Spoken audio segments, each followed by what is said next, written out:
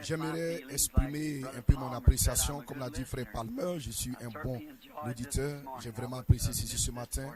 Et pour rien au monde, je n'aurais voulu manquer ceci, entendre ces différents frères, ainsi que ceux qui donnent ces témoignages. Le frère qui vient de chanter fréquentait notre église là-bas. J'ai fait connaissance avec sa mère et sa sœur il y a de cela plusieurs années. Je n'ai même pas pu être au tabernacle à temps pour l'entendre chanter. J'allais tout simplement suggérer cela et quelqu'un d'autre est venu et a dit qu'il allait chanter cela. Ce frère a dit qu'il allait aussi chanter cela aussi. Et je dis que vous pourriez avoir tout ce soir. Donc nous serons heureux d'entendre cela. C'est toujours un si grand privilège d'être là où la présence du Seigneur. Et étant donné, comme l'a dit notre frère, qu'il y a tellement du charnel dans nos différentes dénominations qui nous éloignent les uns des autres.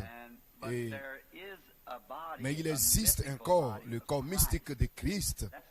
C'est le corps dont nous faisons tous partie par un seul esprit, étant baptisés pour former ce seul corps. Et alors nous devenons citoyens du royaume des cieux. Maintenant, je crois que nous devons sortir d'ici à 12, quoi? Oh, est-ce là tout ce qui m'est imparti comme temps, seulement 2 heures? Je suis un peu déçu. Vous savez, il me faut beaucoup de temps pour exprimer ma pensée. Et je suis reconnaissant pour un éditoire qui me supporte. Mais c'est juste... pour parler juste quelques mots à l'intention des hommes d'affaires et de tous ceux qui sont ici. Et je voudrais dire que c'était un moment glorieux.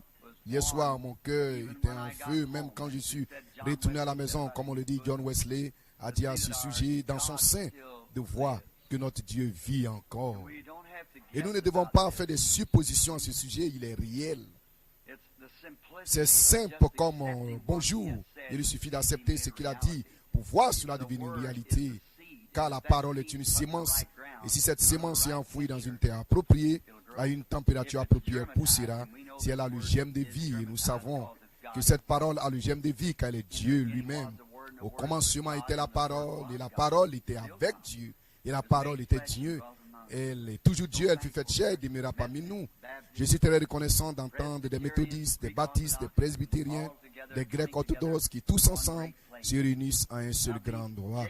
Et je crois que c'est Jacob qui avait creusé un puits d'où l'ennemi l'avait chassé, il appelait Malice.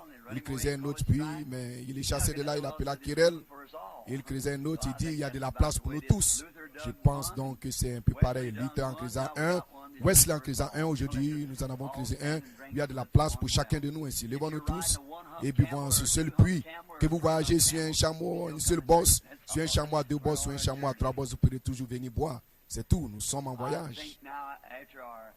Je pense que nous ayons fait un peu d'humour et le reste, et ça à mon avis c'est bon. Même Dieu lui-même a le sens de l'humour, vous savez. Je pense que nous devrions incliner la tête un instant pour la prière avant d'aborder sa parole. Notre Père, ô grand et puissant Dieu, toi à qui notre chanteur vient d'exprimer tous nos sentiments, que tu es grand, nous nous approchons de toi au nom de ton Fils bien-aimé, le Seigneur Jésus, notre sacrifice. Et pendant que nous quittons ce bâtiment pour entrer dans ta présence par la foi, nous regardons à ton trône à travers notre sacrifice, sachant qu'il nous a promis que si nous demandons quelque chose en son nom, cela nous sera accordé. Nous allons essayer de lire ta parole et d'en parler. Maintenant que le Saint-Esprit prenne la parole et la plante dans le cœur de chacun de nous. Circoncis les lèvres qui parlent ainsi que les oreilles qui écoutent. Et puissent-elles tomber dans une bonne terre pour qu'elles produisent au centuple. Nous le demandons au nom de Jésus. Amen. Si d'habitude beaucoup de gens aiment noter les passages de l'Écriture que les prédicateurs lisent, j'aimerais attirer votre attention sur l'évangile de Saint Marc au chapitre 10 à partir du verset 17 pour la lecture afin d'en tirer un contexte.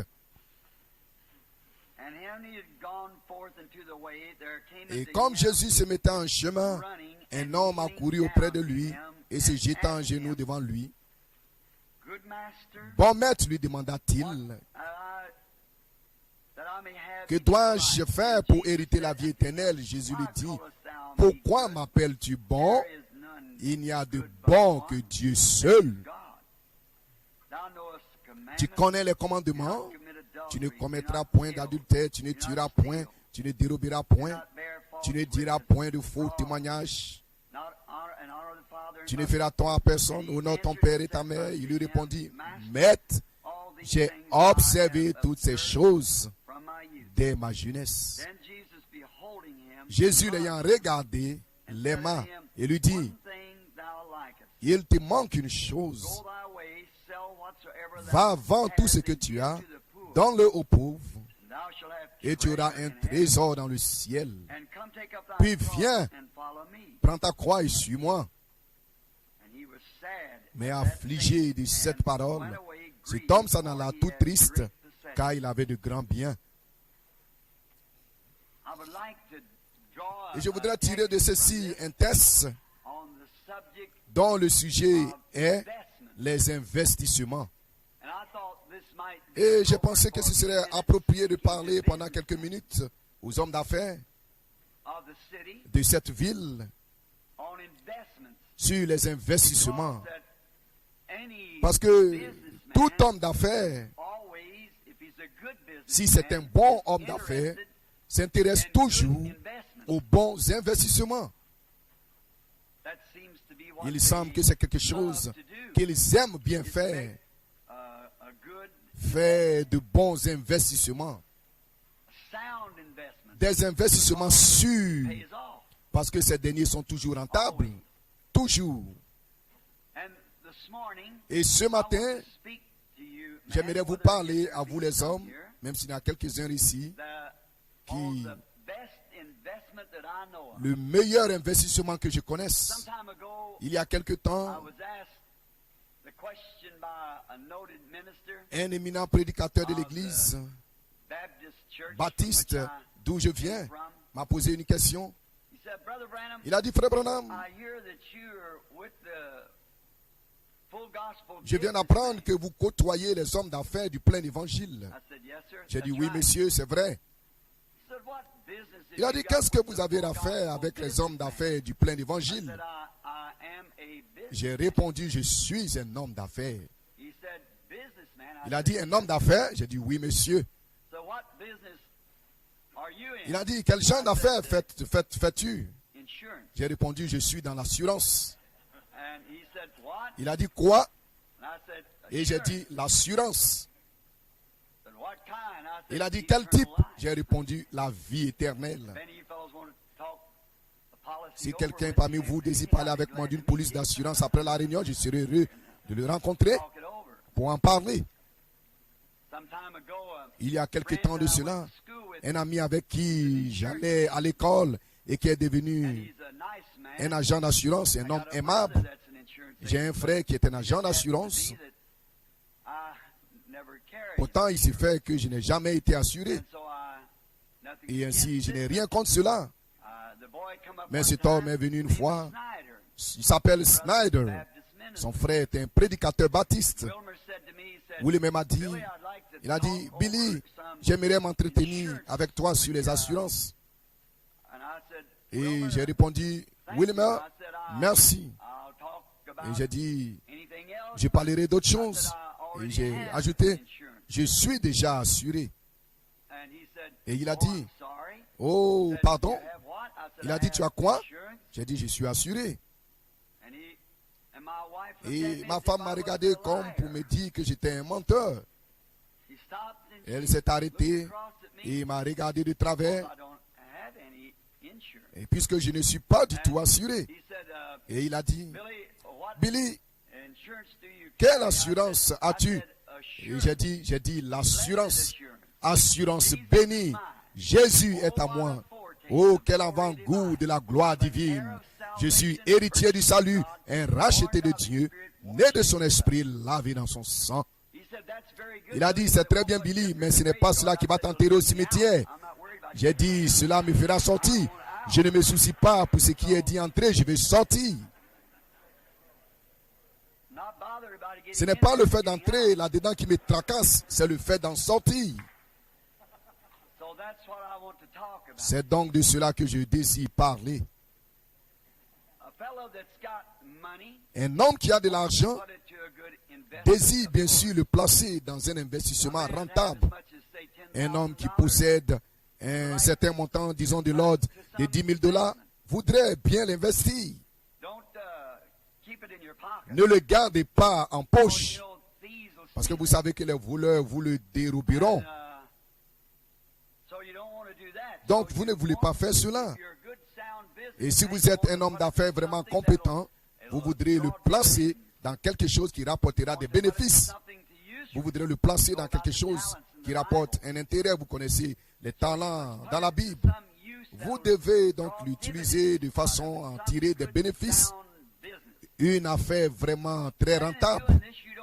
Et alors, ce faisant, vous ne voulez pas le placer dans quelque chose d'incertain.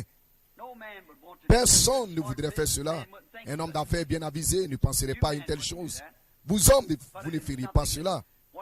Le placer dans quelque chose. Une de ces histoires qu'on a ici, devenir riche du jour au lendemain, et on ne sait pas d'où ça vient. Vous ferez mieux de prendre garde à cela. Vous perdez tout cela. Quand il s'agit d'un jeu d'argent, et jouer à l'argent n'est pas une affaire vraiment sûre. C'est quelque chose de risqué. Et vous ne voulez pas courir ce genre de risque.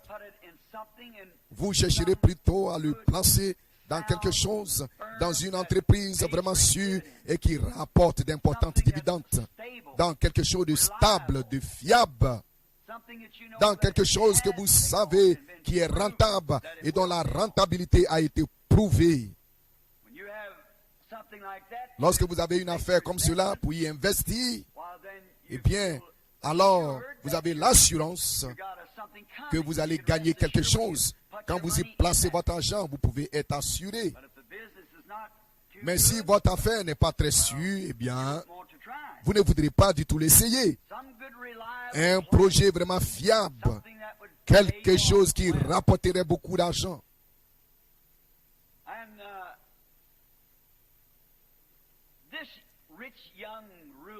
Et ce jeune homme riche, comme on l'appelle dans la Bible, il a laissé passer une grande opportunité. Il avait la possibilité d'investir sa richesse de ce monde dans un projet sûr. Mais il manqua de le faire. Il ne le fit pas du tout. L'occasion lui a été donnée pour qu'il puisse en tirer un intérêt, pour en faire un grand investissement. Mais il manqua de saisir cette opportunité. Comme beaucoup d'entre nous aujourd'hui, et nous voyons que c'est bien dommage, et pourtant c'est ce que nous faisons. Maintenant, bien que ce projet qui lui était proposé fût parfaitement confirmé comme étant quelque chose de sûr, quand Jésus vint sur terre, il prouva qu'il était ce qu'il disait être, qu'il était Dieu manifesté dans la chair. Quand il en fit la démonstration et dit, si je ne fais pas les œuvres de mon Père, alors ne me croyez pas. Ainsi ce jeune homme est comparable à cet âge grand et riche de Laodicée dans lequel nous vivons. Les gens ont reçu une grande opportunité d'investir dans quelque chose, mais cela n'est pas populaire. Jésus n'était pas un homme populaire à son époque, sauf parmi les pauvres et les illettrés. L'église de son temps, la dénomination de son temps, ou les religions sectaires, n'eut rien à faire avec lui.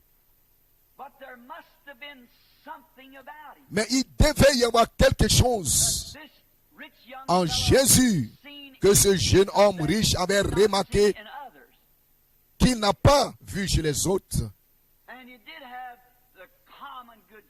Et il devait avoir réellement du bon sens pour venir demander ce qu'il pouvait faire.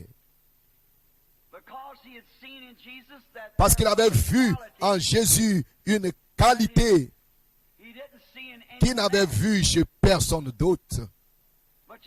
Mais vous voyez, il était très riche en biens de ce monde. Nous en avons une belle image dans l'âge de l'Odyssée, Apocalypse, le chapitre 3. Parce que tu dis que tu es riche et que tu n'as besoin de rien.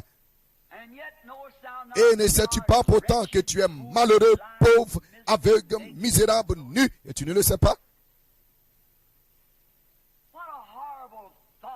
Que c'est affreux d'imaginer qu'une personne pourrait être aveugle ou serait dans la rue nue. C'est une chose horrible.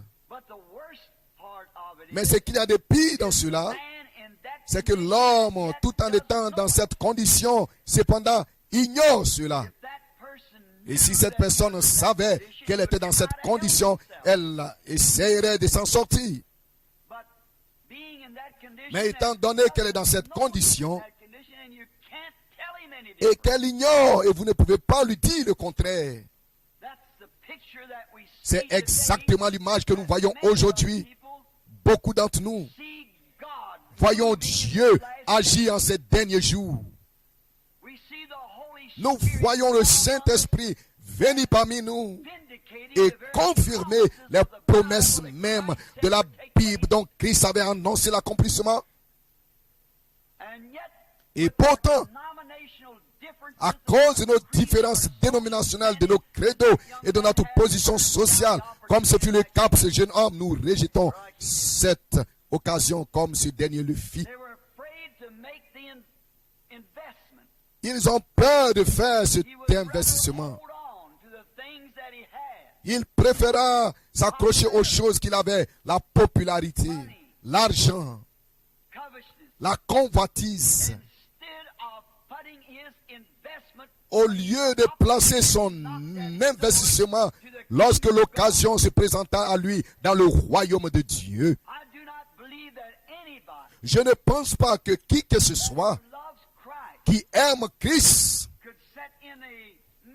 pourrait assister à une réunion qui se tient en ce jour, où a lieu une véritable vision de Pentecôte pleine de l'Esprit, et de voir la présence même de Jésus-Christ tomber sur les gens et accomplir et faire les choses qu'il avait promises pour ce jour.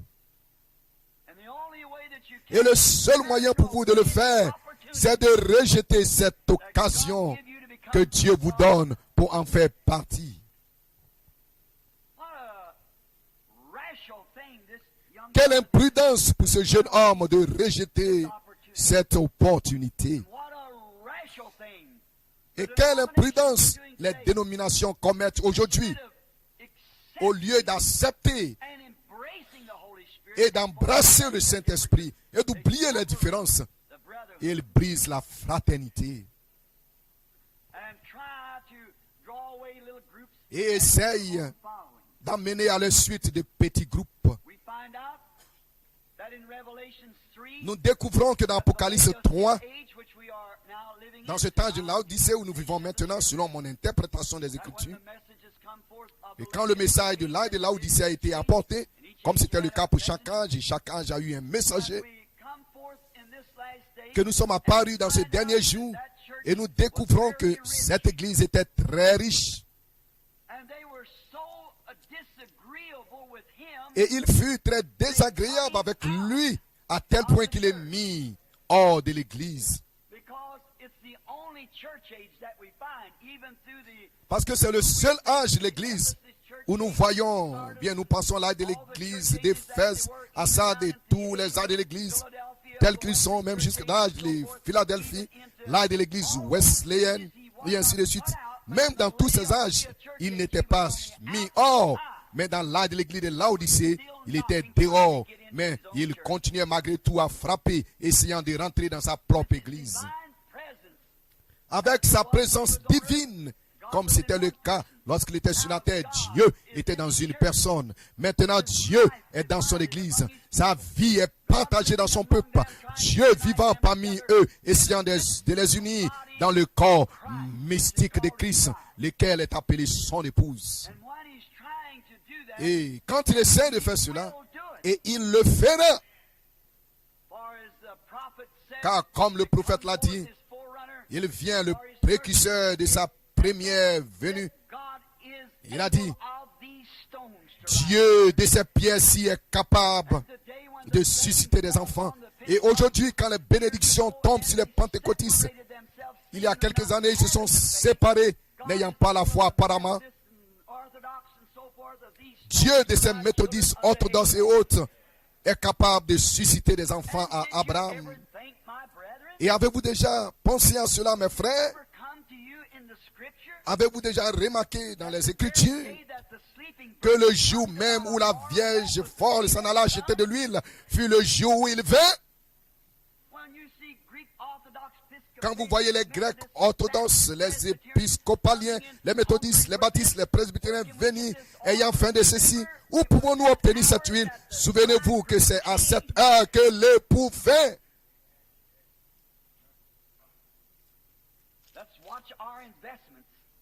Examinons nos investissements. Voyons s'ils sont bien rentables. Bien, ils l'ont chassé de leur dénomination. Ils ne le voulaient pas.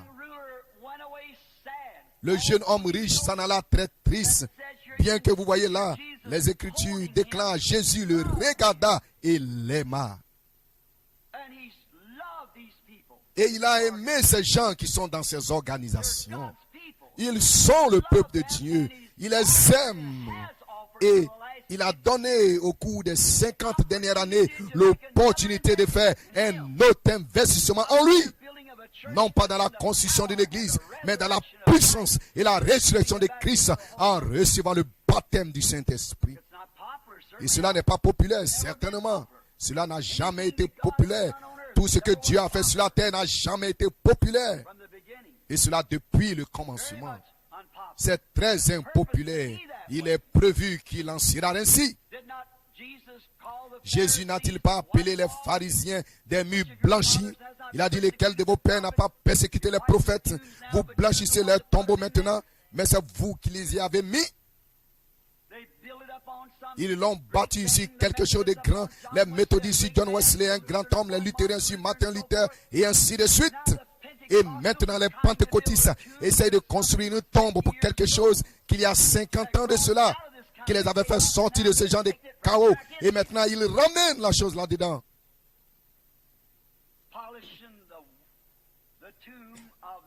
Polissant les tombeaux de ceux qu'ils ont effectivement mis dedans. C'est vrai.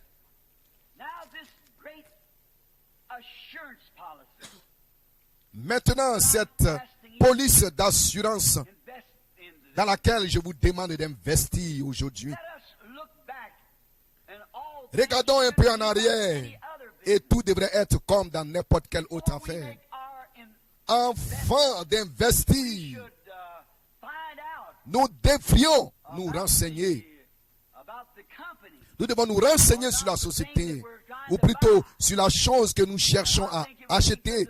Et je crois que ce serait une bonne chose ce matin, pendant ces quelques prochaines minutes, si nous examinons certains des détenteurs de cette assurance pour voir juste ce qui s'est produit. C'est la seule façon de procéder si vous voulez investir dans une affaire. Vous irez demander à votre semblable, et qu'en est-il de telle compagnie? Qu'en est-il de telle affaire? Bien, cela a fait ceci pour un tel, cela a fait ceci pour un tel, cela a rapporté ceci, et ce contrat, et ces coupons de la banque, du gouvernement, il rapporte 25%, et ainsi de suite. Alors c'est bien d'examiner, d'étudier avant de faire votre investissement. Donc ce n'est pas exactement comme un vendeur d'assurance, mais je parle de quelqu'un. Retournons dans l'histoire et cherchons à voir certains de ceux qui détenaient cela, certains des détenteurs qui ont possédé la chose à laquelle je vous demande de vous accrocher. C'est la parole de Dieu. La parole de sa promesse, sans tenir compte de la dénomination ni du credo. Les hommes et les femmes qui ont pris Dieu au mot sans tenir compte de ce que quelqu'un d'autre pensait à ce sujet. Nous voulons découvrir certains de ces détenteurs et examiner la chose. Commençons avec un vieux détenteur d'il y a quelques années. Son nom est Noé. Il était un riche fermier. Et nous trouvons qu'il avait de grandes possessions sur terre. Lorsque un jour Dieu lui parla, et d'habitude quand Dieu parle, cela est si contraire à la conception terrestre de la chose. C'est si différent de la tendance moderne que la personne qui reçoit l'assurance et les autres personnes qui n'ont pas cette police d'assurance ou qui n'en savent rien, qui n'en ont jamais parlé, pensent que cet homme est fou en acceptant cela. Cela a toujours été ainsi. Dieu parla à Noé en lui donnant cette promesse: je vais détruire le monde. Et je voudrais que tu construises une hache et prends les bois de ta femme et ne cherche plus à avoir de l'ombre de ses arbres. Et je voudrais que tu construises une hache. C'est pour sauver ta vie. Et Noé fut obéissant à cela, quoique cela ne concordait pas avec les pensées scientifiques modernes. Vous savez, on nous a appris qu'ils avaient alors une civilisation plus brillante que celle qu'on a maintenant. Jésus a dit, comme il en était au jour de Noé, ainsi en sera-t-il à la venue du Fils de l'homme. Une civilisation moderne. Et il nous est dit dans le livre de Genèse que la pluie n'était jamais tombée du ciel. Dieu arrosait par irrigation. Le globe était droit, il n'était pas incliné. Et il n'y avait pas de chute de pluie. Et cependant, voici venir un homme sur la base d'une police d'assurance que Dieu lui avait donnée et que le jugement venait, que le seul moyen pour échapper et qu'il viendrait un phénomène appelé la pluie, que l'eau allait tomber du ciel. Peut-être que quelques-uns de leurs hommes de science moderne pouvaient placer là où l'instrument est dit, nous pouvons atteindre la lune avec ce radar. Il n'existe pas d'eau au ciel. Cet homme est totalement fou. Laisse-le tranquille, il va s'attirer la honte. Si cela n'est pas l'image du croyant moderne aujourd'hui, il est pris pour un parfait fou. Il est émotif, il est fou.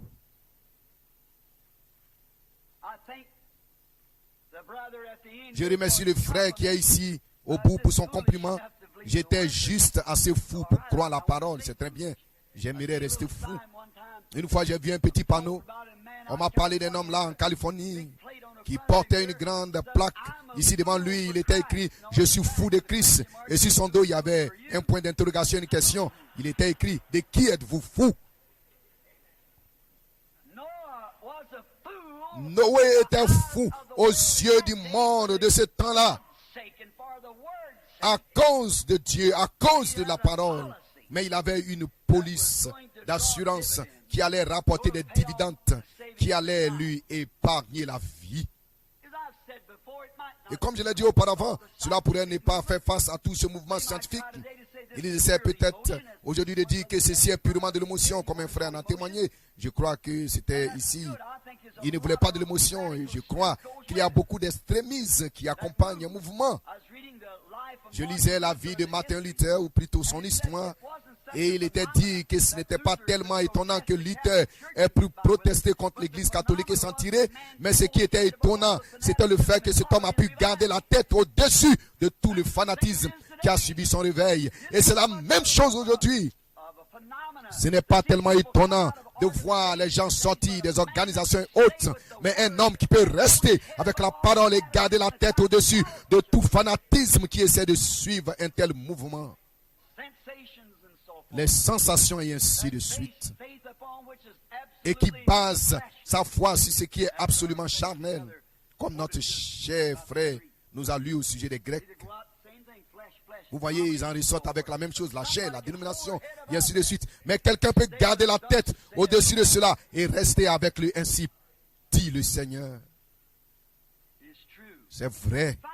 Nous découvrons que Noé, après avoir reçu cette police d'assurance dont je parle ce matin, l'assurance du salut, vous êtes sans cesse éprouvé. Et il y a toujours, le royaume de Dieu ne vient pas par l'observation. Et nous savons que vous êtes éprouvés. Chaque fils qui vient à Dieu doit être un enfant formé. Et je crois que c'est ça le problème avec la bande de nos petits Elvis et Ricky d'aujourd'hui. Ils n'ont pas reçu la formation que doivent recevoir des enfants.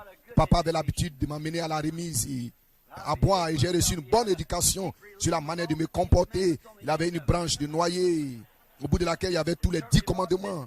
Cela m'a certainement discipliné. Et c'est dommage que nous n'ayons plus de père et de mère, que nous n'en ayons plus davantage aujourd'hui qui ferait la même chose au lieu d'une voiture au moteur gonflé pour sortir toute la nuit. Et les filles dansent le twist. Vous savez de quoi je parle. Mais vous êtes éprouvés. Vous passez par le test pour être éprouvés.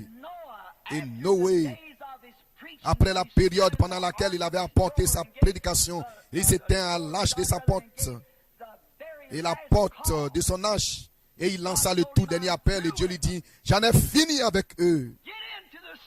Entre dans le lieu de sécurité auquel il a été pourvu. Et je crois que c'est là que nous nous tenons. Entrez dans cette zone de sécurité. Le trafic du péché devient terrible. Mais Dieu nous a donné une zone de sécurité, comme je le disais hier soir, l'inoculation. Restez là. N'allez pas errer sans but, comme le frère le disait. En dehors de cela, vous pouvez trébucher. C'est mieux d'être stable maintenant. N'allez pas errer sans but dans les ismes et les dogmes. Restez avec la parole. Restez avec Christ. Le connaître, c'est la vie. Non pas connaître son credo, non pas connaître son livre, non pas connaître quelque chose. Mais le connaître, c'est la vie. Et nous voyons que Noé, illustrons cela par une petite scène. Il se faisait tard et Noé l'a dit. C'est votre dernier appel. J'ai ici la police d'assurance. L'assurance qu'il va pleuvoir, peu importe ce que disent vos lois scientifiques, vous ferez mieux d'entrer. Ils se sont moqués de lui.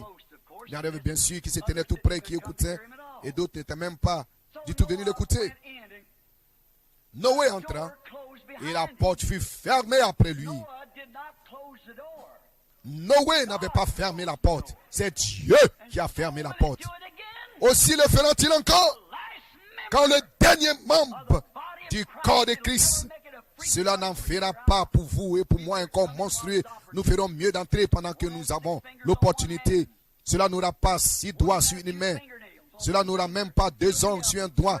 Ça sera un corps parfait, sans défaut.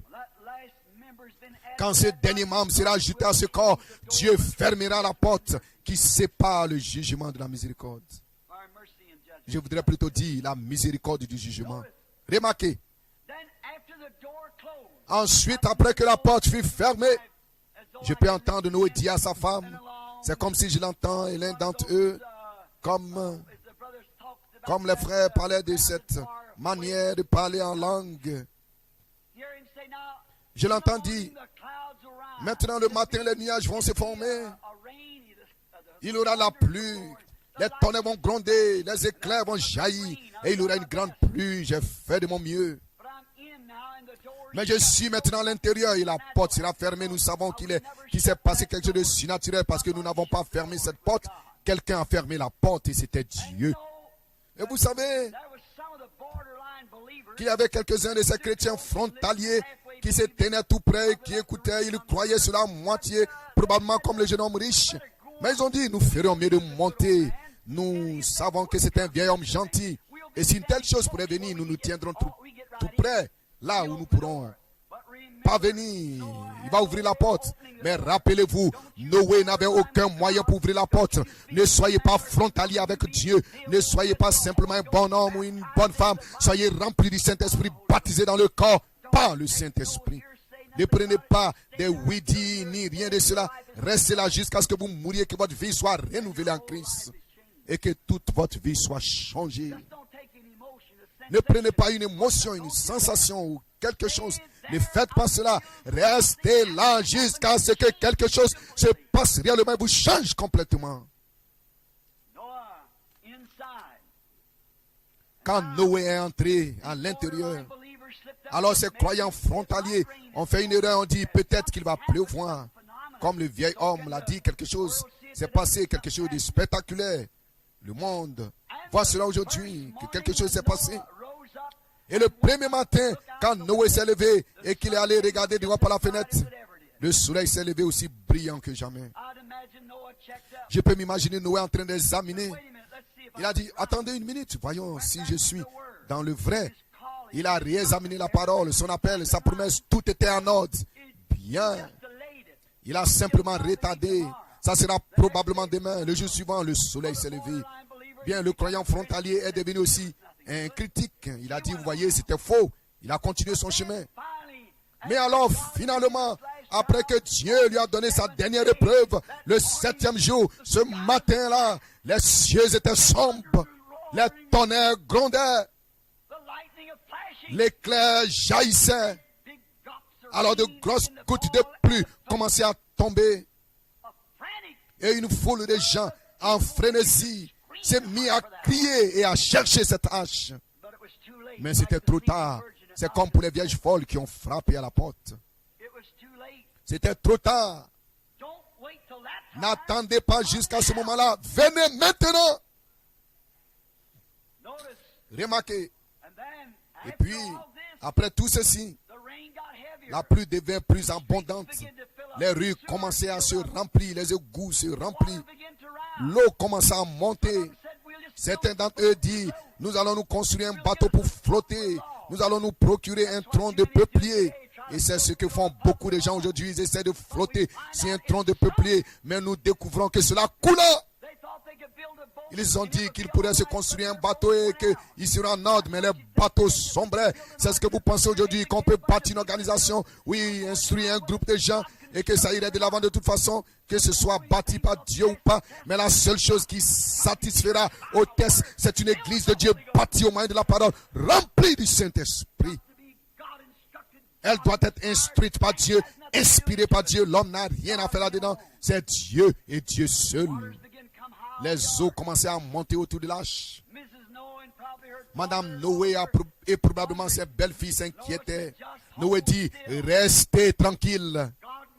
Dieu a fait la promesse. C'est notre assurance. Cela nous a été absolument assuré. Et il savait que sa construction était conforme à l'instruction. Et je me demande si aujourd'hui nous observons, si nous inspectons et voyons si nos constructions sont conformes aux instructions. Car il a dit, si un homme croit en moi, les œuvres que j'ai faites, il les fera aussi. Je me demande si notre construction correspond aux instructions que nous avons reçues. Mais Noé examina la chose. Tout, chaque coin avait été travaillé. Il a dit, maman, ça doit marcher. Dieu a promis que ce sera ainsi. Eh bien, répondit-elle, j'ai regardé dehors et j'ai vu les 10 ponts, je ne sais pas qui, le bateau a coulé à pic et le nôtre repose encore sur le sol. Il faut juste un peu plus de persécution, un peu plus de jugement de Dieu pour le faire monter. Finalement, les eaux s'élevaient de plus en plus. Au bout de quelque temps, toute la famille sentit quelque chose bouger. Elle fut soulevée du sol. Je désire simplement être en lui. Un de ces jours, je commence à en avoir un peu assez de ce vieux Lazare à 53 ans. Un de ces jours, je m'attends à sentir quelque chose bouger. Nous désirons partir. L'arche montait alors que d'autres coulaient, l'âge montait. Dieu avait accompli sa promesse selon sa parole. Satan l'avait éprouvé. Satan avait essayé de le décourager. Il avait essayé de le décourager à travers les gens de cette époque-là, par les religions de cette époque-là, par la science de cette époque-là. J'ai lu dans le journal, je crois que c'était hier, avant-hier, que la science a découvert un moyen pour que l'homme n'ait pas à mourir, qu'il ait la vie éternelle. Eh bien, il pense que c'est du nouveau. Nous avons cela. Cela fait 2000 ans que nous n'avons, il croit que quelque chose de neuf, comme l'a dit une fois David Duplessis, la Russie s'est vantée d'avoir envoyé un homme dans l'espace. Nous, ça fait 2000 ans que nous en avons un dans l'espace. Un intercesseur entre nous et Dieu, avec l'assurance, quand je verrai le sang, je passerai par-dessus vous quand les jugements seront venus. Ne voulez-vous pas vous intéresser à une telle police d'assurance? Vous le devriez, car toutes les autres failliront. C'est tout à fait vrai. Finalement, quand l'arche eut enfin sa dernière et forte secousse et montant en flèche en quittant le sol, la parole fut payante et la police d'assurance rapporta des dividendes. Cela le sauva lui et sa famille. Je suis si reconnaissant pour cela. Nous pourrions rester encore longtemps là-dessus, mais nous allons nous avancer un peu. Il y a un autre homme que j'aimerais, un détenteur d'une police d'assurance, que j'aimerais vous présenter ce matin. Vous avez sans doute entendu parler de lui. Son nom est Daniel. Il avait souscrit à cette police d'assurance. Et il avait été déporté à Babylone à son époque. Mais Daniel, comme il était un détenteur de cette police d'assurance, il avait résolu dans son cœur de ne pas souiller sa police d'assurance. Il refusa de souiller son investissement. Maintenant, je vais revenir à ce que vous avez dit. Vous avez cette police d'assurance, mais ne la souillez pas. Si vous avez compris, arrêtez de bandiner, d'hésiter devant le monde. Éloignez-vous-en. Et Daniel résolut dans son cœur de ne pas souiller son héritage avec les mains du roi. Maintenant, certains d'entre vous, femmes, laissent les cheveux commencer à pousser. Certains d'entre vous, hommes, s'y mettent à faire quelque chose. Honte à vous, prédicateurs qui avez honte de dénoncer cela. Que Dieu ait pitié de vous. Vous avez peur d'être mis à la porte de votre organisation.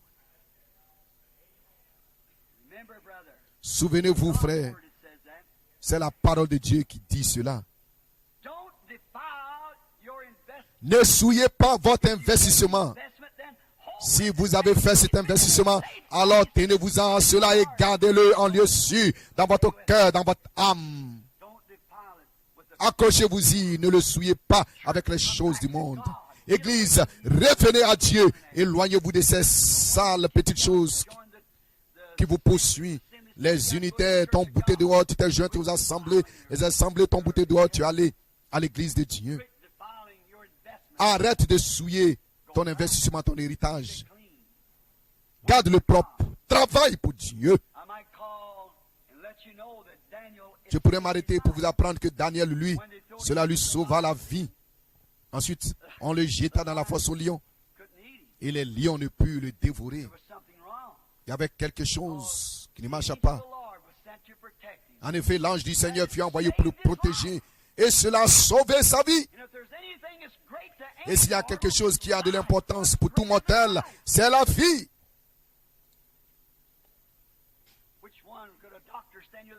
Qu'a-t-il de plus important que la vie? Lequel, si un médecin se tient ici ce matin et parle d'une capsule qu'il a inventée au moyen de la science pour vous faire vivre 100 ans ou 1000 ans, eh bien, vous vendrez tout ce que vous avez pour vous le procurer, bien sûr. Vous le ferez, la vie est précieuse.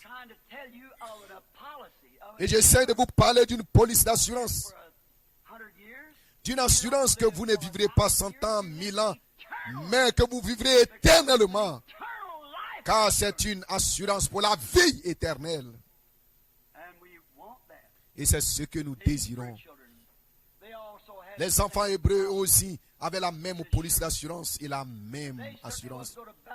Et ils ont dit qu'ils n'allaient pas s'incliner devant tout ce qui est contraire à la parole de Dieu, peu importe ce que les gens essaient de les présenter. Ils restaient fidèles à la parole. Ils ne s'inclinaient devant aucune idole. Et quand le jugement vint, ils eurent la vie sauve. Parce qu'ils étaient détenteurs de la police d'assurance dont je parle. Simon Pierre, nous pourrions parler de lui un moment, car on l'a cité ce matin, et il est l'un des apôtres, celui qui avait les clés du royaume, en d'autres termes, la connaissance, comment ouvrir les portes du royaume, et nous en avons parlé de cela hier soir. Les clés ouvraient la porte et la fermaient, et nous en avons entendu parler hier soir. La fondation originelle, il n'est pas possible de revenir, sinon de retourner exactement à votre commencement. Le frère a dit ce matin, parlant de Simon Pierre, de ce qu'il a fait, de considérer où il a commencé. Et il a commencé dans Actes. Et c'est là que l'Église a commencé. C'est là que l'Église doit retourner. Retourner à cette même prescription, à cette même parole de Dieu. Et l'observer jusqu'au bout. Si nous l'avons laissé, retournons-y donc. La seule manière de bien s'en sortir, c'est de retourner. C'est d'être remis sur la bonne voie. Je pratique la chasse, le tir de précision. Et j'ai gagné beaucoup de trophées. Et l'autre jour, le Seigneur, qui connaissait mon cœur, savait que j'avais besoin d'un petit repos. Il m'a permis de faire un tir remarquable. Avec une Winchester 22 Long Riff, modèle 70 ordinaire, au champ de tir. J'ai tiré 9 balles dans un même trou. 2 personnes du groupe d'hommes qui étaient là bouchaient le trou-dit. C'est à croire que vous manquez la cible. Que s'est-il passé? J'avais tripoté ce fusil, je l'avais bricolé et tout, jusqu'à ce que chaque petite vibration se produise comme il faut. Et s'il manquait la cible, il devait y avoir quelque chose qui clochait quelque part. La société Winchester a dit, ce fusil ne peut atteindre qu'une cible située à 25 mètres. Mais moi, j'avais logé 9 balles dans le même trou à 46 mètres, en dépit de ce qu'ils avaient dit. Cela avait marché auparavant. C'est ce que je dis aujourd'hui. Ils disent, vous ne pouvez pas recevoir de Pentecôte comme ce qu'ils reçoivent à l'époque. Les gens ne croiront pas cette soir. Nous ne pouvons pas. Nous devons avoir une église, nous devons avoir une organisation, nous devons y injecter l'instruction et ainsi de suite. Si ça avait marché à cette époque-là pour les pécheurs lettrés qui pouvaient prendre Dieu au mot, si en ce temps-là, cela avait atteint la cible, cela avait guéri les malades, cela avait reçu les morts, cela fera la même chose aujourd'hui. Si le fusil vibre comme il faut, il visera juste. Sinon, retournez, vérifiez votre fusil. Retournons donc prendre la souscription, voyant où est notre erreur. C'est à ma connaissance la seule manière de s'y prendre. Mais ça marchera, car cela avait atteint la cible auparavant. Cela l'atteindra encore. Si cela avait marché pour les apôtres sans dénomination, sans credo, qu'ils soient méthodistes, baptistes, presbytériens, si cela avait marché pour eux sur base de la parole de Dieu, cela marchera pour moi sur base de la parole de Dieu. Cela marchera pour vous sur la parole de Dieu. Mais il vous faut découvrir là où vos boulons se sont desserrés. Parfois, vous avez, excusez-moi,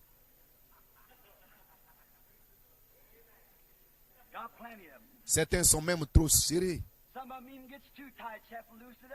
Et vous devez les desserrer un peu. Et pour produire la vibration, comme un musicien qui a sa guitare, qui essaye les cordes, il doit en connaître le tintement. Un homme rempli de l'esprit pourrait en distinguer le tintement si c'est complètement au-delà de la Bible, complètement en dehors de la Bible. Cela doit être juste dans la Bible. Tout doit être conforme. Oh, ainsi dit le Seigneur. Cela doit être bien braqué. Alors, cela sera ajusté. Alors, cela atteindra le but. Pierre était un pécheur. Cela faisait un bon bout de temps qu'il tirait sur la cible. Son père lui avait dit, avant de mourir, mon fils, je suis un vieil homme. J'entends le Messie. Nous l'entendons depuis l'Éden. Il est probable qu'il ne vienne pas à mon époque. Mais peut-être à ton époque. Mais qu'on ne te trompe pas, mon fils. Il y a beaucoup d'histoires qui viennent tout le temps, où l'on prétend que c'est le Messie. Mais quand le Messie viendra, souviens-toi, nous devons rester avec cette parole qui dit ce que sera le Messie. Vous savez, dès Jésus était apparu avant Jésus-Christ.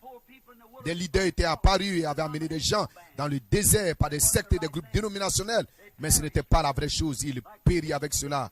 Comme lors de la révolte de Corée, qui avait dit qui est saint. Moïse pense être le seul gars sur la plage. Il y a d'autres hommes qui sont saints. Mais Dieu avait sa voix, et Dieu avait son homme, et Dieu avait ses choses. Dieu a sa parole, et qui va la contredire. Tenez-vous-en à elle. Maintenant, regardez.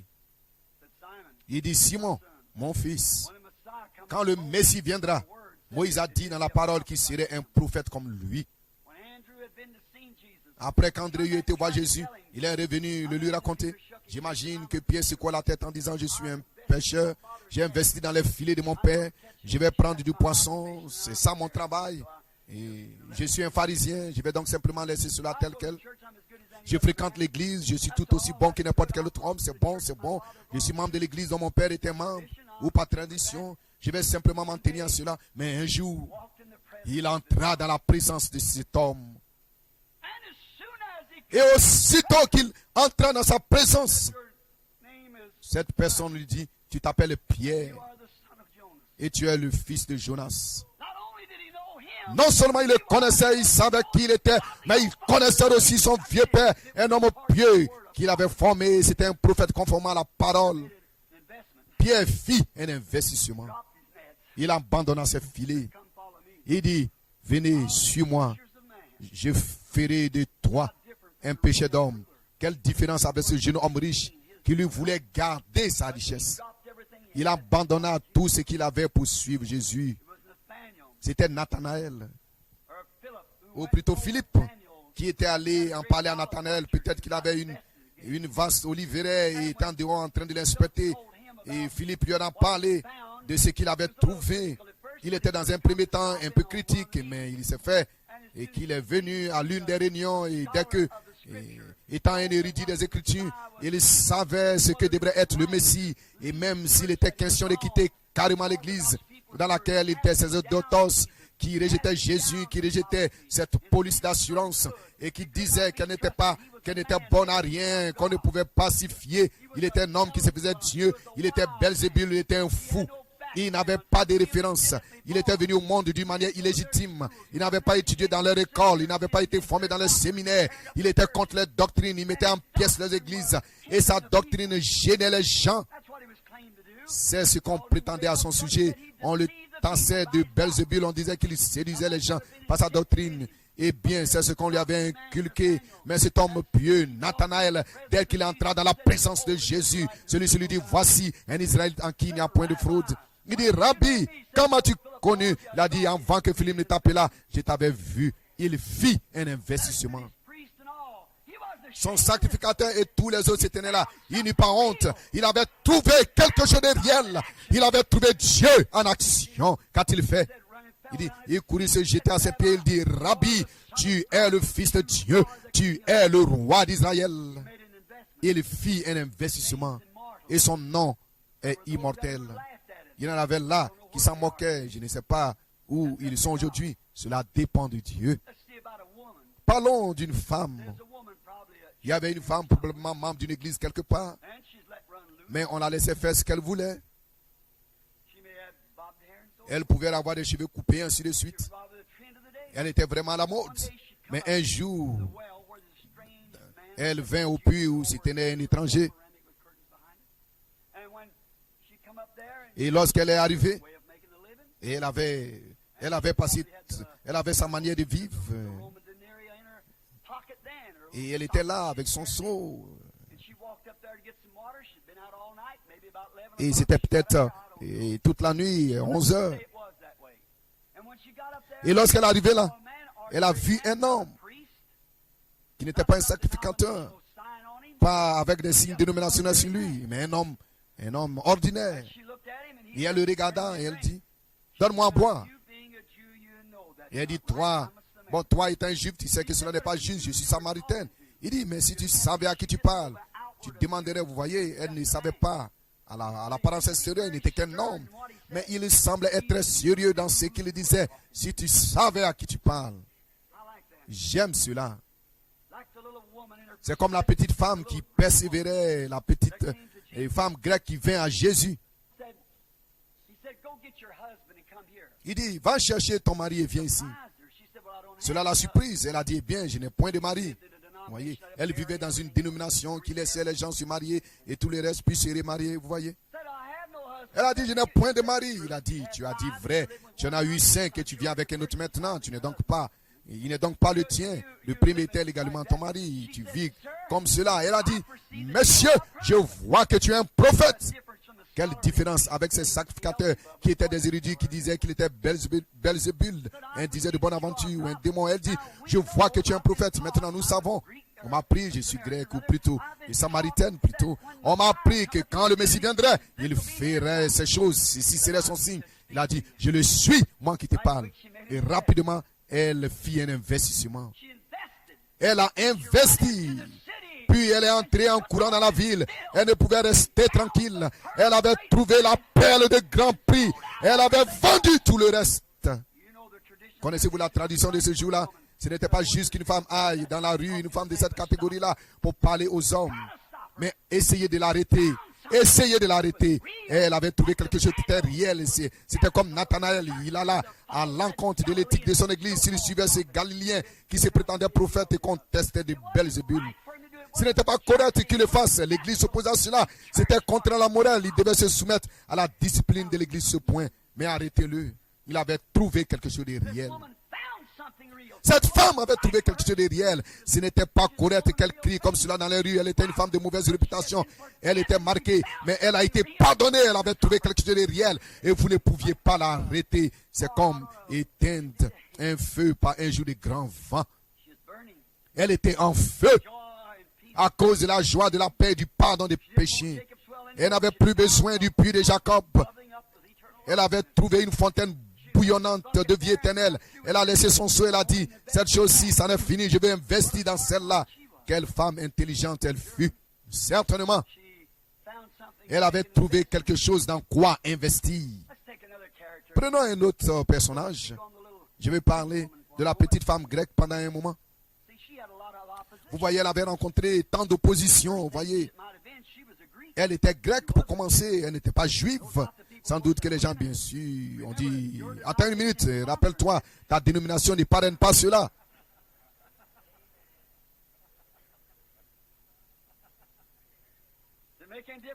Mais cela n'a rien changé pour elle. Elle avait eu des nouvelles, elle avait entendu, elle avait un besoin. Et lorsque vous avez un besoin et que vous apprenez qu'il y a quelque chose pour vous aider, rien ne va vous arrêter. Si Dieu appelle dans votre cœur, vous ne pouvez arrêter cela, personne ne le peut. Non, monsieur, vous êtes de toute façon, j'imagine que toutes les sœurs de l'église ont dit bien, vous serez la honte des gens, cela ne l'a pas arrêté. Elle est allée de l'avant, un autre groupe l'a rencontré et dit, votre mari est un homme d'affaires, il va vous quitter si vous allez vers ce groupe d'exaltés. Cela ne l'a pas arrêté. Elle a quand même continué. Elle a persévéré. Ça paye toujours de persévérer. Quand vous savez, tout homme capable de réaliser quelque chose doit être persévérant. Dans tous les âges, les hommes ont été persévérants. Si jamais ils ne voulaient pas venir à quelque chose. Washington, qui est appelé le père de notre nation, il a dû persévérer à Valley Forge, ne tenant aucun compte du degré de gel du Delaware. Il pria toute la nuit. Il savait qu'il devait traverser cette rivière. Il a traversé sans tenir compte de ce qu'il y avait. Il a traversé quand même. Il avait persévéré. Et après que cette femme fut allée vers Jésus, écoutez ceci. Voici ce qu'une véritable foi fait. Lorsque vous trouvez un joyau, lorsque vous trouvez cette police d'assurance, peu importe combien les gens essaient de vous décourager, qu'ils vous chassent de l'église, qu'ils vous chassent tout ce qu'ils veulent, vous êtes toujours persévérant.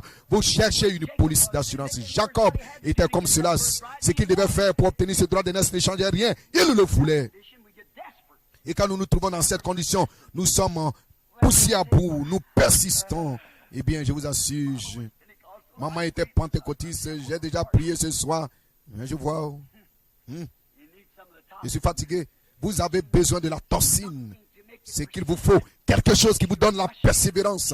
Elle est entrée en courant, elle tomba devant Jésus et dit, toi, fils de David. Il n'était pas le fils de David pour elle. Elle était une grecque, une gentille. Il n'a pas du tout prêté attention à elle. Et puis finalement, il se tourne vers elle et dit, je ne suis pas envoyé vers ta dénomination. Je suis seulement envoyé vers les brebis perdues d'Israël. Je ne suis envoyé que vers elle. Et elle a dit, mais Seigneur, elle avait un droit, il n'était pas fils de David pour elle. Mais Seigneur, il dit, et en plus, vous n'êtes qu'une bande de chiens. Et il n'est pas bien que je prenne le pain des enfants pour le donner aux chiens. Oh, les pentecôtistes n'exploseraient-ils pas pour cela? Croyez-vous que je laisserai un baptiste me traiter comme cela et s'en tirer? Non, monsieur. Ou même un unitaire, un trinitaire, ou que sais-je encore. Non, monsieur. Vous prendrez un air méprisant et vous en irez. Mais pas elle. Elle devait faire un investissement. Elle avait besoin d'un investissement. Amen. Peu importe quelle la véritable et authentique foi admettra toujours que la parole de Dieu est vraie, peu importe les circonstances.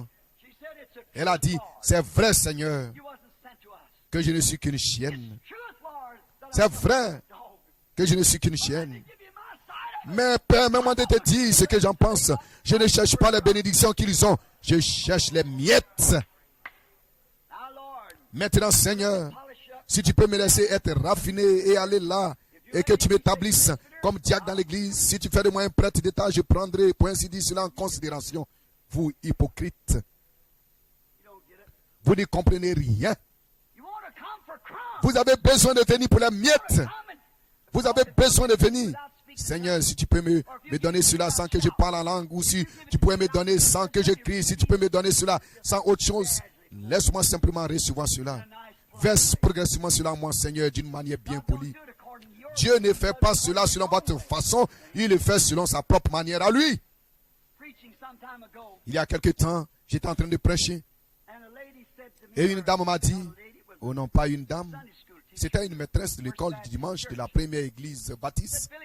Elle a dit, Billy, je n'ai pas pu entrer dans l'église pour vous écouter, mais je me tenais là dehors, dit-elle, j'appréciais ce que vous étiez en train de dire. Mais une femme s'est levée, puis elle a dit, elle a commencé à crier, et elle a couru d'un bout à l'autre de l'allée. Elle a dit, tous ces bruits m'ont simplement donné des frissons dans le dos. J'ai dit, tu sais quoi? Si vous pensez que ça c'est du bruit, vous vivez dans le monde le plus calme où vous ne vivrez jamais. Vous serez glacé, congelé à mort si jamais vous allez au ciel. Car si vous allez au ciel, il y aura des cris, perçants des cris et des louanges à Dieu jour et nuit. Les anges autour du trône criant, Saint, Saint, Saint est l'Éternel Dieu Tout-Puissant. Si vous êtes en enfer, il y aura des pleurs, des grinces, des gémissements et des grincements des dents. Vous vivez à un endroit très très calme, certainement. Mais maintenant, la petite femme grecque, elle était persévérante. Elle a dit, oui Seigneur, je reconnais que ce que tu dis est la vérité. Je ne cherche peut-être pas à être comme les autres, mais et souvenez-vous, elle n'avait jamais vu un miracle. Elle n'avait jamais vu aucune de ces choses. Mais il y avait la foi là-dedans. La foi qui croyait, c'était la chose dont elle avait besoin pour sa fille. Et quand Jésus, pour le premier miracle accompli, là, sur cette femme des gentils, il a dit, ta foi est grande, vous voyez. Voyant qu'elle était vraiment sincère, il a touché. Il a été touché. La nuit avec nous, les gens d'aujourd'hui, c'est que nous ne sommes pas vraiment sincères dans ces choses. Nous faisons correspondre. Nous craignons de dire quelque chose qui serait contraire à l'obéissance. Dieu a promis de vous donner les mots qu'il faut. Livrez-vous à lui. Ne pensez pas ce que vous allez dire.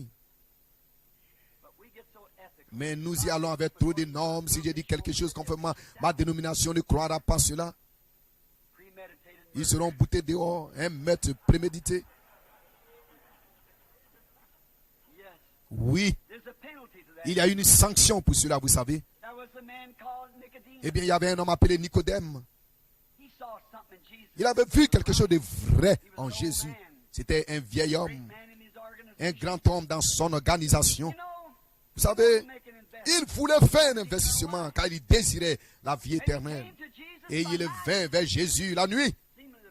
Et il semblait que les banques étaient fermées. Mais sa banque à lui était toujours ouverte le jour comme la nuit. Elle était ouverte en ce moment. Il trouva la banque ouverte. Et Jésus lui donna la prescription. Il désirait la vie éternelle. Et c'est là qu'il fit son investissement dans la vie éternelle. Nous voyons tous ces groupes.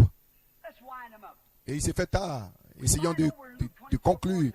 Nous voyons dans Luc 24, 49 que Jésus a dit à ces gens qui avaient sacrifié tout ce qu'ils avaient et qui s'étaient engagés pour cette police d'assurance de la vie éternelle. Luc 24, 49, il leur a dit qu'il allait leur donner les dividendes sur cela. Il a dit, bon, pour avoir vos dividendes, débarrassez-vous de toutes vos différences. Cessez de faire des histoires du fait que vous êtes grec orthodoxe ou du fait que vous êtes des baptistes presbytériens, comme le frère l'a dit ce matin, noir ou blanc, jaune, brun. Allez dans la ville de Jérusalem et attendez jusqu'à ce que je l'envoie. Et il y en avait 120 là-haut à prendre l'engagement. Et ils s'étaient engagés et sont allés là pour prendre leur intérêt sur leur investissement. Et soudain, il y eut un bruit semblable à un vent impétueux qui vint du ciel. Leur intérêt fut payé là. Ça rapporte toujours. Le jour de la Pentecôte, environ 3000 âmes désiraient se procurer une de ces polices d'assurance. Et Pierre leur en donna le libellé. Il dit, répentez-vous chacun de vous et soyez baptisés au nom de Jésus-Christ pour le pardon de vos péchés. Et alors, Dieu vous donnera immédiatement un intérêt sur cela. Vous toucherez des dividendes. Amen. Êtes-vous intéressé dans la police d'assurance? Eh bien, c'est pour quiconque le veut, c'est vrai. Quiconque le veut. Puis après, il y eut un jeune homme riche du nom de Paul. Et il allait ça et là, ravageant les gens. Il était en route pour Damas. Il savait que Dieu existait, mais il pensait qu'ils étaient une bande d'exaltés. Pourquoi? Il n'avait pas encore fait des recherches sur les détenteurs de cette police d'assurance. Il les arrêtait, il les persécutait, il riait d'eux. Beaucoup d'entre nous ont fait la même chose quand nous avons vu cela. Il les arrêtait, se moquait d'eux, disait une bande d'exaltés. Mais un jour, alors qu'il était en route pour Damas, il fut jeté à terre. Il leva les yeux et vit cette colonne de feu qui avait conduit son père Moïse, ainsi que ses pères dans le désert. Et il dit, Saul, Saul, pourquoi me persécutes-tu? Il dit, qui es-tu, Seigneur? Il répondit, je suis Jésus. Il découvrit et fut convaincu que Dieu avait été fait chair et avait demeuré parmi nous. Il comprit par la Bible, parce qu'il comprenait en effet la parole, que c'était vraiment le Messie. Et il en avait vu la confirmation. Aussitôt qu'il en avait vu la confirmation, il était alors prêt à en tirer les bénéfices. Et il allait se procurer une police d'assurance. Il s'est rendu à Damas et Ananias est venu, lui a imposé les mains, l'a baptisé et il reçut le Saint-Esprit. Quelle chose glorieuse ce fut. Oui. Quand il vit cette colonne de feu, et quand il comprit que c'était le Seigneur qui avait été fait chair, il sut que c'était vraiment le Messie. Quand il avait dit, je suis sorti de Dieu, je suis retourné à Dieu. Il est sorti de la colonne de feu. Il a dit dans son enseignement, avant que Moïse, avant qu'Abraham fût, je suis. Et le je suis, c'était celui qui était dans le buisson Adam. Et voici qu'il était fait chair, il avait habité parmi eux, ce qui correspondait parfaitement au Messie. Et il était retourné. Cela laissait Paul quelque peu perplexe. Et si nous comprenons bien, il allait dans une autre nation approfondir la chose pendant 3 ans avant de revenir. Et il comprit qu'il était la parole faite chair. Et quand il comprit cela, il était prêt à investir toute sa vie et tout ce qu'il avait, toute sa popularité, toute son instruction. Il a dit, j'ai oublié toute ma connaissance pour connaître Christ. Il était prêt à abandonner le grand enseignement qu'il avait reçu de Gamaliel. Il était prêt à se faire rembourser ces documents de l'organisation. Il était prêt car après tout, ils allaient le bouter dehors, mais il avait découvert quelque chose. Amen. Il avait trouvé une entreprise fiable car Christ était mort, était ressuscité. Et voici qu'il est de nouveau dans cette même colonne de feu. Alléluia. N'ayez pas peur, cela signifie louer notre Dieu. Il voulut faire un investissement. Il était un grand homme d'affaires. Il avait le bon sens. Il fit donc cet investissement et devint un esclave lié par l'amour pour Christ. Oh, quel grand investissement il fit. C'est ce qu'il nous faut faire, nous tous, c'est les actes vérités. Quelle décision il réfléchit maintenant, en terminant, pour ce jeune homme. Quelle imprudence de sa part, quel acte contraire à la déontologie pour un homme d'affaires. Alors que cet homme d'affaires qui était prospère recevait l'opportunité d'obtenir une police d'assurance confirmée. Un homme en qui lui-même avait vu opérer la puissance du Dieu Tout-Puissant. Et il savait qu'aucun homme ne pouvait faire ces choses à moins que Dieu soit avec lui. Et il reçut l'opportunité de le recevoir, mais il la rejeta délibérément. Il a préféré la popularité que donnent les richesses du monde. Il a préféré le prestige dans lequel il vivait. Puis je dis ceci avec amour et révérence. Voilà le problème qu'ont nos églises. Un rabbin juif Quand John Rhyn fut guéri, vous avez entendu l'histoire de sa guérison, un mendiant dans la rue. On m'avait amené à une synagogue où un rabbin est venu me parler et il a dit, Monsieur Branham, John était avec moi.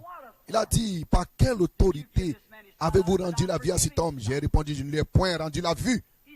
Il a dit, eh bien, plusieurs fois, je lui ai fait le monde dans la rue. Il a dit, j'ai dit, il voit, oui. J'ai dit, Jésus-Christ, le Fils de Dieu, lui a rendu la vue. Il a dit, loin de Dieu l'idée qu'il ait un fils, un esprit, avoir un fils. Dit-il, loin de là. Il a dit, loin de là, pareille chose. J'ai dit, rabbin, avez-vous du mal à croire les Écritures? Certainement pas, je suis un enseignant des Écritures. Croyez-vous les prophètes? Il a répondu, oui. J'ai dit, dans Ésaïe 9, 6, dès qu'il parlait le prophète, il a répondu du Messie. J'ai dit, que le Messie, quel lien y aura-t-il entre Dieu et le Messie? Il a dit, le Messie sera Dieu. J'ai dit, maintenant vous y êtes.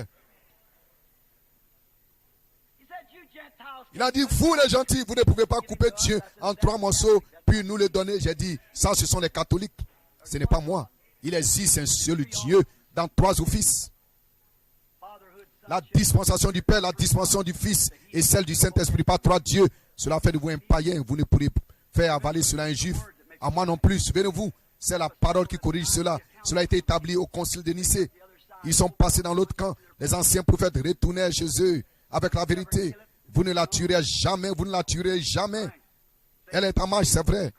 On voit les hommes se gratter la tête et se poser les questions. Venez simplement à Dieu. Si un homme manque de sagesse, qu'il la demande à Dieu, Dieu révèle tout et réconcilie les Écritures. Remarquez. Maintenant, quand ce rabbin, il a dit loin de Dieu l'idée d'avoir un fils. Et j'ai dit très bien, il a dit c'est cela. J'ai dit montre-moi un seul passage où il a failli de prouver qu'il était Dieu. Il a dit Dieu ne pourrait pas être un voleur. J'ai dit il n'était pas un voleur. Il a dit un jour de sabbat il est entré dans le champ de blé et a arraché du blé. J'ai dit votre propre loi lévitique vous dit qu'un homme peut aller dans le champ et manger comme il veut, mais qu'il ne doit pas en emporter dans un sac. Sa propre loi. Il le savait. Et il s'est tourné, m'a regardé. J'ai dit, John voit, n'est-ce pas? Il a dit oui. Il a dit, Monsieur Branham, j'admettrais qu'il était un bon homme. J'ai dit, l'admettrez-vous, rabbin? Il a dit, oui, monsieur. Il a dit, plus que cela, j'admettrais qu'il était un prophète. Et si les sacrificateurs du temple avaient écouté, nous serions dans de meilleures conditions aujourd'hui. J'ai dit, rabbin, croyez-vous qu'il était le Fils de Dieu? Il a dit, non, non, non, non. J'ai dit, attendez une minute. Vous avez dit qu'il était un homme bon, vous pouvez lui faire confiance. S'il est un prophète, il ne mentirait pas. Il a dit qu'il était le Fils de Dieu. Bien, qu'en dites-vous? Oui. Il a dit, si je prêchais que nous étions à Benton en bas, il a dit, voyez là-bas, je serai dans la rue, mendiant mon pain. J'ai dit, pour vous, c'est un juif. J'ai dit, je préférerais être couché à plat ventre, boire de l'eau plate et manger du pain sec et prêcher la vérité de Dieu plutôt que d'avoir comme vous mon nom gravé en lettres d'or sur ce bâtiment et manger du poulet grillé 3 fois par jour. Oui, monsieur, la vérité. Des larmes coulaient sur ses joues. Il a dit, je vous reverrai plus tard. Et j'ai dit, parlons de lui maintenant. Mais il s'en est allé alors quand il a franchi la porte, il s'est retourné, me regardait, il dit,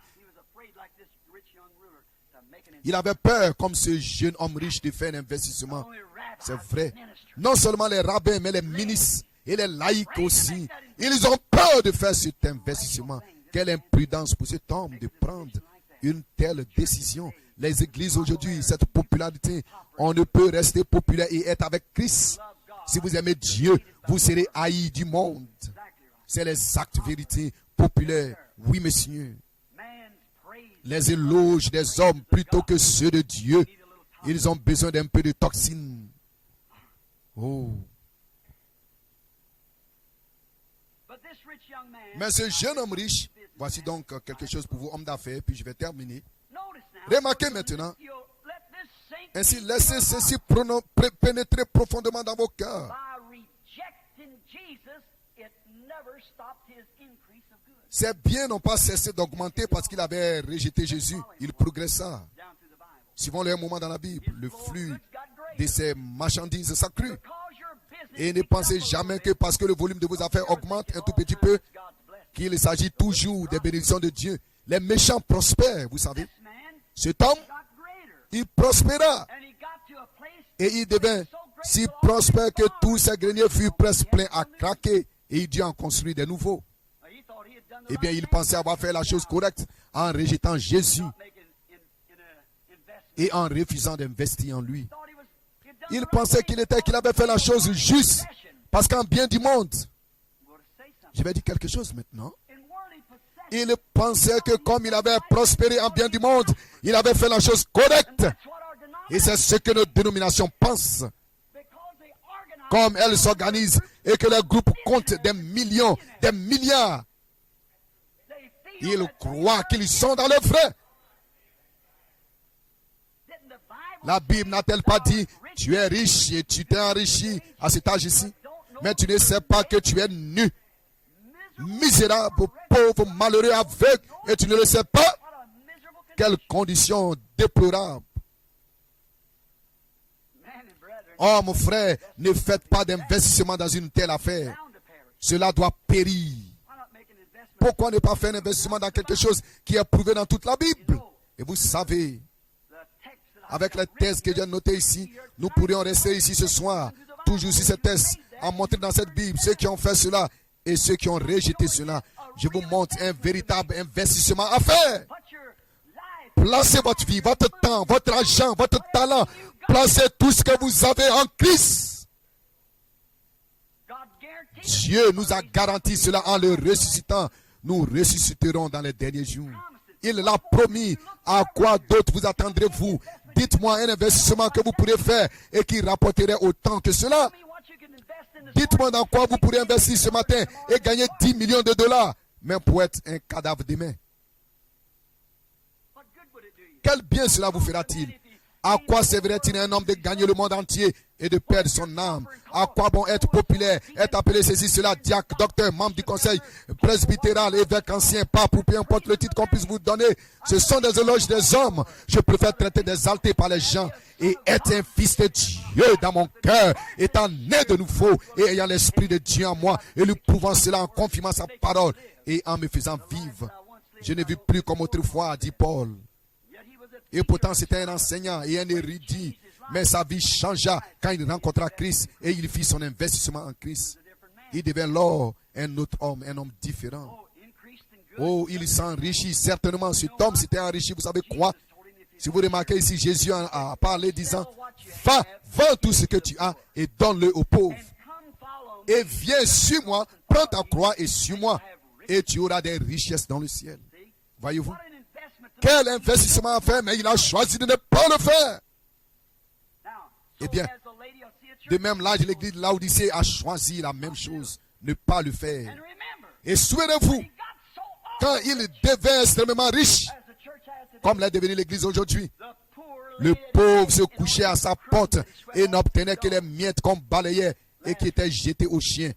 Lazare, le pauvre en esprit. Jésus a dit dans Matthieu 5, heureux les pauvres en esprit, car le royaume des cieux est à eux.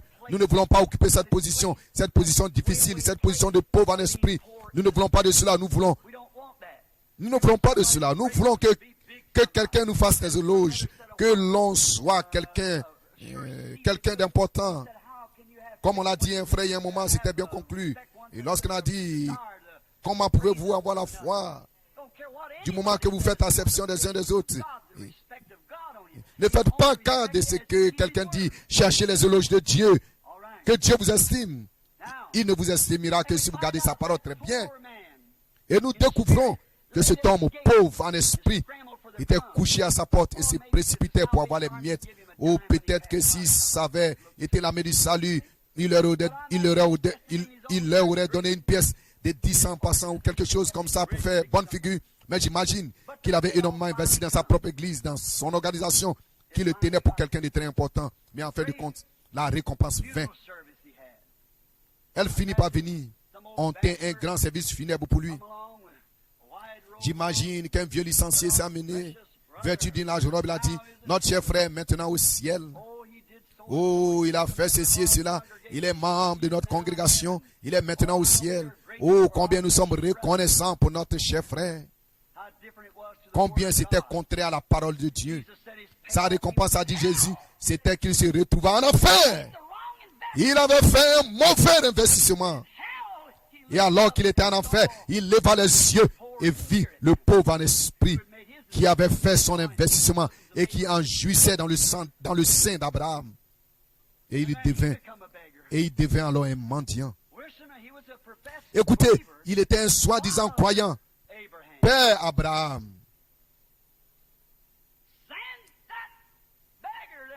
Envoie ce mendiant ici. Et il s'était retourné. Il avait investi là où il ne fallait pas, dans la mauvaise chose, dans les biens du monde et dans les éloges des hommes. Mais ce mendiant qui était couché là, affamé, s'était retrouvé dans le sein d'Abraham. Envoie Lazare. Il se trouve là où il peut avoir de l'eau quand il veut. Il peut apprécier là les bénédictions de Dieu. Envoie-le avec une petite goutte d'eau sur ses doigts, afin qu'il puisse toucher mes lèvres desséchées, car ce feu me tourmente. Voilà la récompense. Pourquoi? Le refus de faire un bon investissement. Vous les hommes ne le faites pas.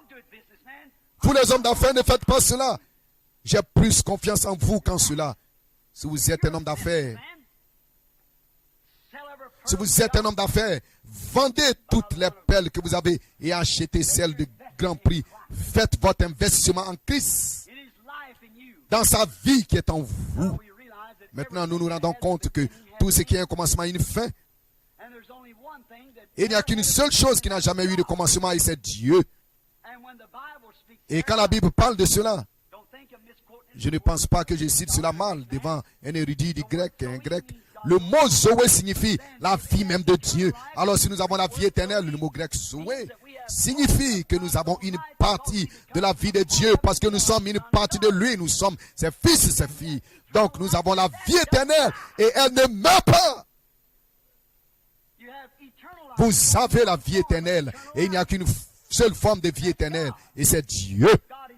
Dieu est éternel, il n'a jamais eu de commencement, il ne pourra jamais avoir de fin. Et le seul moyen pour que nous soyons éternels avec lui, c'est d'être une partie de lui. La seule façon pour moi d'être un Branham, c'est d'être une partie de Branham. La seule façon pour moi d'être la race humaine, c'est d'en faire partie. Et la seule façon pour moi d'être un fils de Dieu, c'est d'être une partie de Dieu. Il me faut alors naître de son esprit. Amen. C'est cela. Vendez tous vos credos dénominationnels et faites un investissement dans la vie éternelle. Hommes d'affaires, femmes d'affaires, vous voyez dans les Écritures, beaucoup d'autres vous viennent à l'esprit, comme vous le savez. J'ai un moyen pour connaître cela, ces autres choses. Vendez tous vos credos et tous vos dénominations et venez chercher la vie. Vous êtes invités ce matin. Ne vous détournez pas comme lui l'avait fait. Il était un homme d'affaires totalement insensé. Ne suivez donc pas son exemple. Suivez l'exemple de Paul. Vendez toute votre popularité. Il a dit, je ne suis pas venu vers vous avec des discours enflés de mon instruction.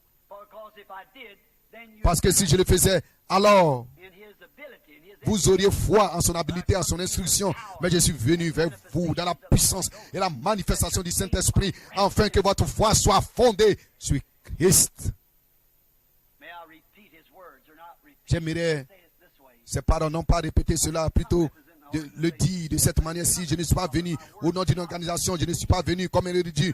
Mes mots sont hachés. Beaucoup parmi vous, braves gens qui êtes instruits, pourriez ne même pas comprendre. C'est si haché, mais je viens à vous dans la puissance de l'Esprit, dans la démonstration du Saint-Esprit par lequel Dieu confirme sa parole, afin que votre foi ne se fonde pas sur ce que l'homme fait, mais sur ce que Dieu a promis. Inclinons la tête.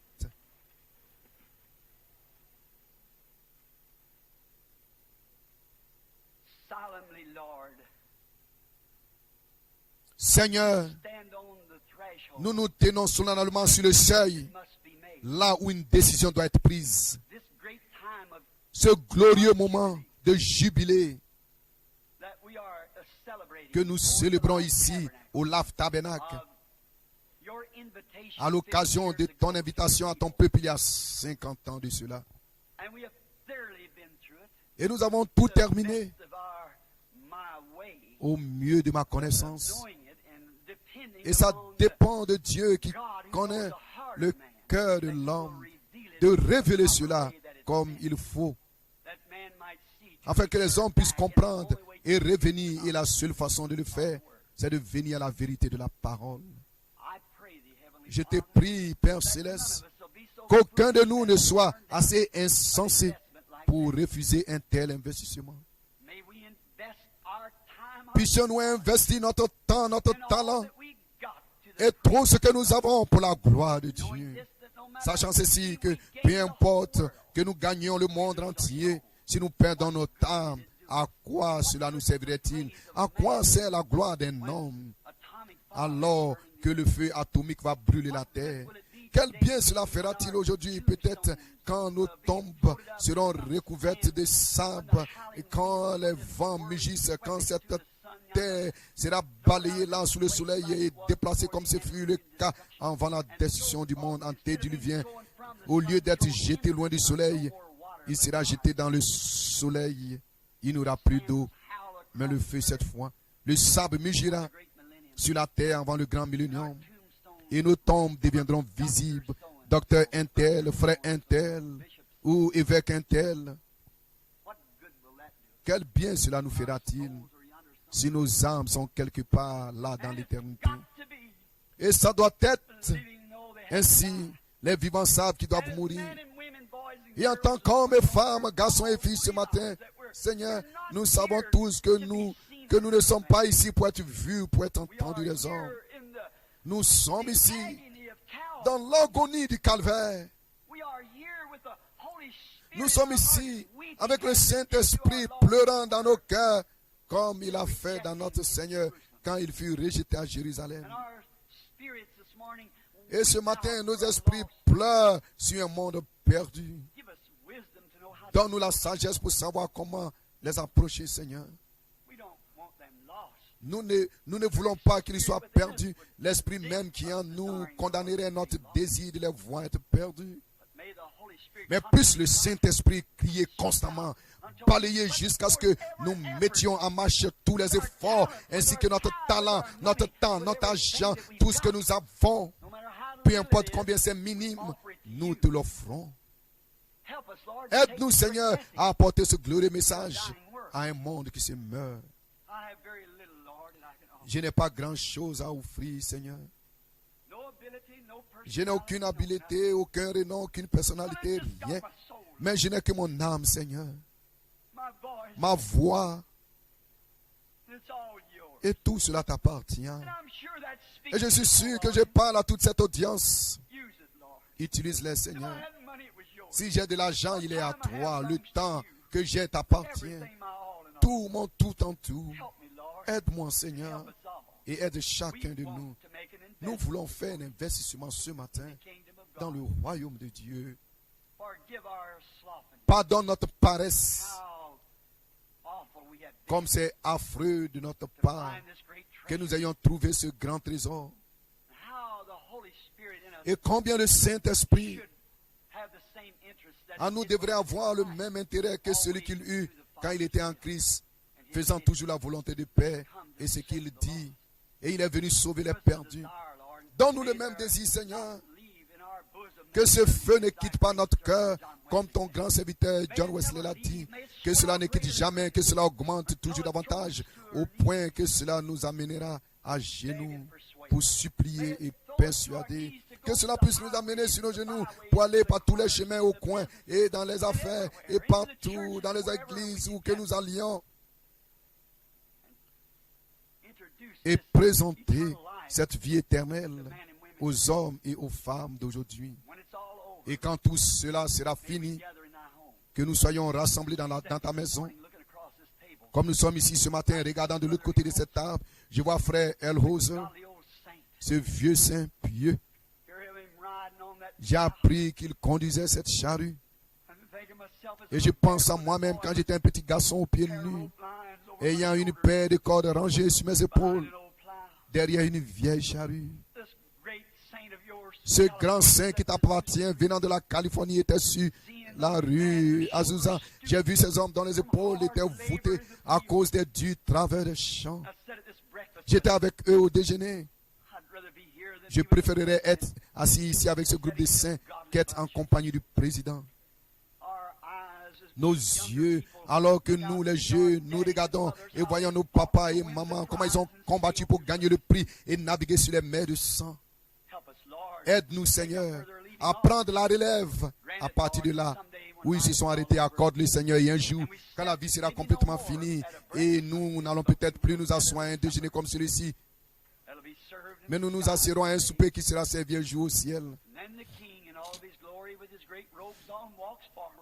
Et alors le roi dans toute sa gloire, vêtu d'une robe ample, s'avancera et nous tendrons la main en travers de la table pour nous serrer la main les uns vers les autres. Je suis si content de te voir, frère, les larmes de joie coulant sur notre joue. Mais le roi dira, la bataille est finie. Vous avez vraiment fait de votre mieux. Alors avec ses mains, il essuiera toutes les larmes de nos yeux et dira, entrez dans la joie du Seigneur qui a été préparée pour vous depuis la fondation du monde, quand nos noms ont été mis dans le livre de vie de l'agneau. Seigneur, aide-nous à être reconnaissants envers toi. Au nom de Jésus-Christ, que nous puissions te servir. Amen. Pendant que nos têtes sont inclinées, pendant une minute, combien sont dans la présence de son auguste personne ce matin, pendant ce moment solennel où le Saint-Esprit sonde nos cœurs? Si vous n'avez pas encore réellement reçu la vie éternelle, permettez au Seigneur et à moi de voir votre main s'élever pendant que les autres gardent la tête inclinée. Vous le faire. Levez la main. Que Dieu vous bénisse. Que Dieu vous bénisse. Vous partout dans le bâtiment. Levez la main. Que Dieu vous bénisse. Que Dieu vous bénisse. Je veux la vie éternelle. Que Dieu vous bénisse. Jeune et vieux, c'est vrai.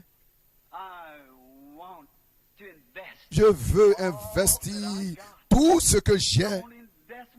Je veux investir mon âme. Je veux investir mon temps. Je veux investir tout ce que j'ai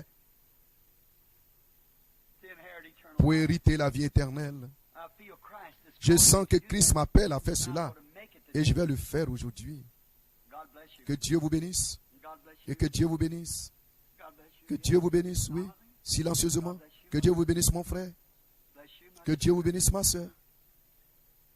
C'est juste. Je veux faire un investissement au Dieu ce matin. Je ne lève pas ma main pour être vu du prédicateur. Je lève ma main pour que toi, tu me vois, tu connais mon cœur. Je veux y arriver. Je veux vendre tout ce que j'ai. Je veux vendre toute ma popularité, tout ce que je possède comme conception du monde. Maintenant, je ne veux pas vous dire d'offrir vos biens. Je ne veux pas vous dire cela. Je veux dire les choses auxquelles vous tenez et qui vous empêchent de faire votre investissement. Vous les hommes d'affaires, je ne veux pas dire que vous abandonnez vos affaires. C'est là que Dieu vous a placé. Restez avec cela. Mais d'une manière quelconque, placez vos rémunérations dans votre œuvre. Je vais faire mon investissement, frère Branham. Y aura-t-il quelqu'un d'autre? Y en a-t-il une douzaine de plus? Y aura-t-il quelqu'un d'autre? Que Dieu vous bénisse, monsieur. Quelqu'un d'autre avant que nous ne prions. Que Dieu vous bénisse, jeune dame. C'est une décision importante. Que Dieu vous bénisse, que Dieu vous bénisse, que Dieu vous bénisse, mon frère là-bas. Y aura-t-il des prédicateurs ici? Que Dieu vous bénisse. Que Dieu vous bénisse. Je suis prêt, frère Branham. Peu m'importe, je veux quand même m'en tenir à la parole de Dieu. Peu importe. Je sais que c'est impopulaire, mais je vais m'en tenir à cela. Alors, aide-moi, oh Dieu. Je vais faire mon investissement ce matin. Je serai l'homme d'affaires de Dieu. Je vais consacrer le talent que j'ai à sa gloire et à son royaume. Et je vais cesser de le vendre pour les richesses du monde. Que Dieu vous bénisse, mon frère chrétien. Que Dieu vous bénisse, mon frère prédicateur. Que Dieu vous bénisse, mon frère prédicateur. C'est bien. Je vais le faire. Que Dieu vous bénisse, mon frère prédicateur. Je vais le faire. Que Dieu vous bénisse, ma soeur. Que Dieu vous bénisse, ma soeur. Je vais tout vendre. Je vais rester avec la parole. Que Dieu vous bénisse. Que Dieu vous bénisse, ma soeur, là derrière. Que Dieu vous bénisse, mon frère. Que Dieu vous bénisse, ma soeur. C'est comme ça. Il voit cela. Que Dieu vous bénisse, mes frères, tous les deux qui êtes là. Que Dieu vous bénisse ici, vous là-bas. Que Dieu vous bénisse, mon frère, et vous, ma soeur. C'est bien. Vous, mon frère. Souvenez-vous, alors que vous êtes dans la prière, et que vous défiez chaque loi de la science quand vous levez la main. Vous dites, frère Branham, cela ne fait aucun bien. Cela le fait si vous êtes sincère. Ça dépend de ce que vous voulez exprimer. Jésus a dit, celui qui écoute mes paroles et qui croit en celui qui m'a envoyé a la vie éternelle. Non pas le soi-disant croyant, mais celui qui croit réellement et qui est sincère. La science dit, selon la science, la pesanteur de la terre garde vos bras baissés, mais vous avez un esprit en vous qui vous fait prendre une décision. En effet, il y avait un autre esprit près de vous, l'esprit de Dieu, qui disait, lève tes mains, et vous défiez la loi de la gravité, et vous levez les mains vers votre Créateur. Si vous êtes sincère, il va mettre votre nom sur cet investissement ce matin. Maintenant, Père Céleste, ils sont tiens. Ils sont les trophées du message, les trophées de la parole, les trophées de Jésus-Christ. Tu as dit, personne ne peut les ôter de la main de mon Père. Il me les a donnés. Aucun homme n'est assez grand pour le faire. Garde-les, Père. Envoie-les comme des tisons à arracher du feu et fais d'eux des lumières ardentes pour ton royaume. Je te les confie au nom de Jésus-Christ. Amen.